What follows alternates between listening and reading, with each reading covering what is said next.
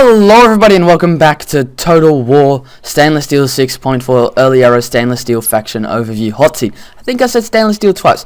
Now the gameplay or the visual you see in the background is already recorded.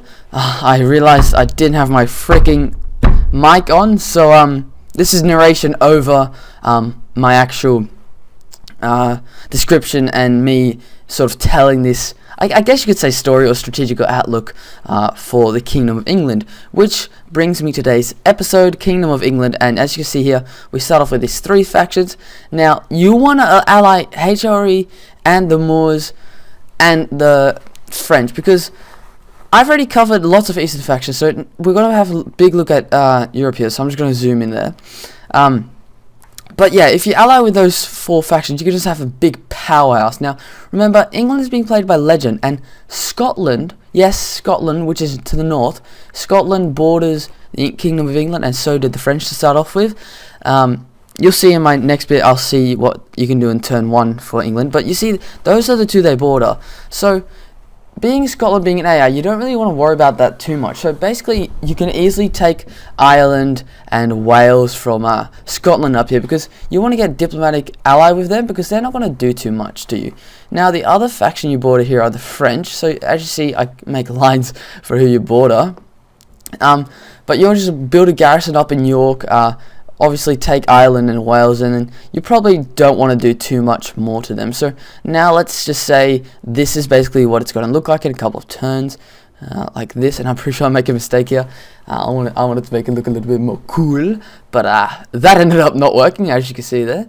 Right, so let's just say England's got that. Right, you basically got all Britannia now, so no need to worry about Scotland just yet. Of course, you've got that garrison in Dublin and garrison in York, which should be fine, so don't worry about them yet. Now let's get on to the French. Now, of course, you start off with Caen. Now, ASAP, you want to start selecting and conquering all this peninsula here. Obviously, it's a bit of a far stretch to get all of those settlements, but definitely you want to take this left rebel settlement and even maybe Bruges or one of those other ones. It's essential to getting a good start in Europe. Now, so that means you'll have those 3 settlements in the south, see 3 settlements in the east, west, sorry, and you'll have 6 settlements right there. Now you want to ally the French and ally the Moors, because let's face it, the Moors, the French, and the HRE and the Kingdom of England would be the biggest powerhouse of the Western world in Europe. That would just be amazing. Now, of course, if you're allied with them, you can probably push into Scandinavia, because you border everyone there and you've got all of Britannia. Now, if you go ahead and invade your Scandinavian friends, I don't think anyone's going to be too worried, because, I mean, the French probably have the Netherlands and can help you out there, and the HRE will probably help you out there as well. So there will be a lot of chaos, as you can see there. But you'll have allies there with the French, you have allies in HRE in Europe. You'll have this sort of Italian peninsula locked down by the HRE and French. The Moors can focus, on the southern area, and all in all, it would be quite balanced with having 4 powerhouses. So the Kingdom of England, remember, this series, Kingdom of England and every other faction is being played in early era Stainless Steel 6.4 with Savage AI and Disabled Real Recruitment. So that's just always a big heads up, because, lots of people are like, what, is this the wrong map? But no, it's not. HRE, French, everyone, the Moors, they're all in their starting positions. So now let's say we have this big 4 sort of lines.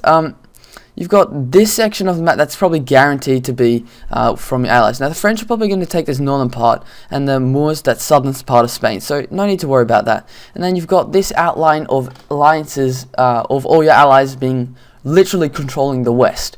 That means the Moors will go south. Probably the French will cut through the middle here. HRE just take this middle section, and then that leaves England to go up north. And like I said before, even if you don't get those alliances, it may even be ideal for England to push into Scandinavia. Now, that's really going to be it. We're going to hop into the video I recorded before this, because, I'm doing voice narration now. But I'm going to see you all on the battle map, or the campaign map, and we're going to see what this faction starts off with. Alright guys, we're on the battle map from the team there. Sorry for the, once again, the storm in the background. So, okay, let's go ahead here. This is exactly what the Kingdom of England will start with. Now, let's go ahead and do toggle foe. Well, it doesn't seem to work. So, this is what Legend of Total will be seeing. Obviously, there's an eye up here. So, we start off quite nice units here. Obviously, remember in early era, a general in all the settlements except for Winchester. Good relations with the Pope, of course. And you got a quite nice and big family tree, which is very nice to start off with.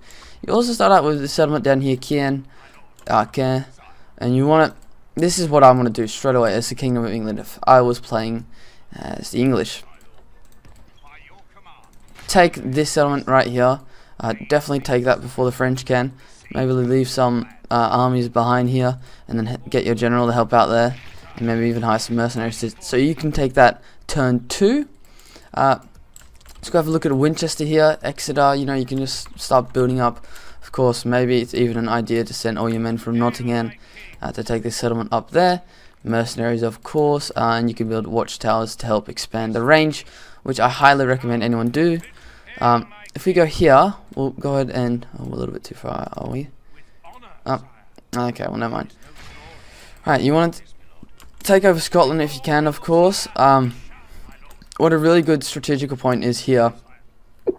Oh, pardon me.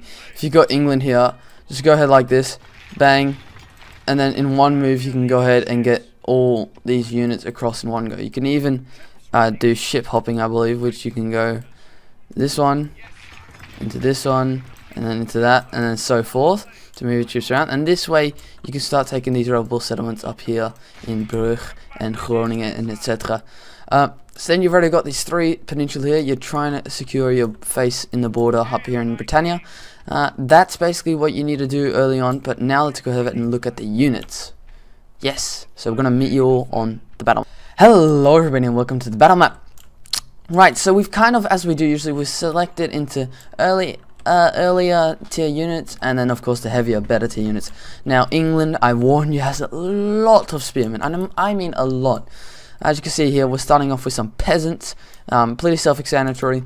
Gonna move them out of here. They're not very, important. Now, I thought this would be a more green map. Nope. The Kingdom of England is now located in a desert. So we've got this. This is probably one of your greatest spearmen units. So I don't know why they're over here. So let's just. Nothing ever happened. They're over. They're over there now. Shh. Don't say anything in the comments. So we've got these skirmishes here. So there's obviously, you can noticeably see there's 31 rather than 61 in the normal archer unit. So these guys are shearwood archers. They're obviously less equipped, but they are very good at hiding, and they're a little bit better at their job, but less equipped, of course, because they need to be camouflaged. These guys are sort of Gondor rangers. Now let's look at the normal levy archers, which are skirmishers. As you can see, these guys are also skirmishers. There's 61 of them. They wear proudly the armour of England, and they're pretty standard. Now you've got your light cav, which is the only light cav unit you've got. And as you can see here, these guys are the sort of the peasants who are good at the job, and they've sort of been elected and lucky enough to fight on horseback. So now if we go over... Oh, right, I moved that. Cool, so as you see here, tons and tons of spearmen. You've got these 3rd spearmen, which are probably one of your worst spearmen, but I mean spearmen nonetheless. And you can see here, when you have the spear militia, which you'll be seeing a ton of, I can bet, in Legend series. You can see they've got the better kite shield here and the more red armor. These guys are sort of the other version of the shearwood archers. So now once we've done them, I just want a little bit more space. There we go. These are the sergeants I moved. Uh-oh. What have I done? What have I done? No worries. Not a big issue. Alright. All you lot. That over here. Just get over there, please. There we go. So as I was saying, you got, yeah. What do you have? Right, I'm a little bit confused now. That wasn't very smart. Alright, yes. Here's the 3rd spearman. And of course the spear militia. We talked about those guys. You got your peasant infantry there. And we were talking about these guys and these guys. So, now that we've talked about that, we can see here these Norman sergeants are very better equipped as sort of armored version of those feared spearmen. Then you've got the heavy infantry units, not spearmen but heavy infantry. These are the Miles Pedits. They have those kite shields as well, but they have short sword. I mean. And now you have one of my favorite, once again, these feudal foot knights. You can see here, lowering down with their own house sigil, flying their lords or their own banners proudly. They've got the epic helmets, which I really love. They've got your missile units here, 61. These guys, if run out of ammo, of course, can fight as well, but not too special. You've got your missile cav, fairly well armored. Horses, of course, not very well armored. Step up from the light cav, I'd say, but of course they have different purposes. Now you've got here the artillery. Recommend artillery for ground battles like this, and I recommend these catapults for sieges, of course, as always. Now here you've got your mills, and these guys are the better version of these milled pedets. So these guys are the sort of land version, and these guys obviously still not too well armored horses, but they themselves are far better equipped.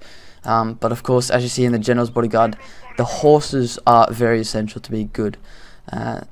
So you see here the king flying the king's banner, and you can see these men epically. These guys are nobles as well, but they are just the toughest of the tough here. Just eat my wrath, whatever he said. And we've got the general right at the back. Now, that's going to be it for today's episode, guys. I really hope you enjoyed. It took me 2 times as much effort as normal because of course the audio footage was very not in my favor, and by the means of that I mean my audio did not record at all for that first section. Now of course I'm just going to show you guys off a couple of units as I kind of talk about oh my god, that's just absolutely trampling talk about the series. So this series is a faction overview I'm doing for every single faction in the stainless steel 6.4 series. Now these spearmen just getting, what are they doing? What are they doing? Alright guys, I want to say thank you all for watching. Make sure to like and subscribe, and I'll see you all later. Bye bye guys.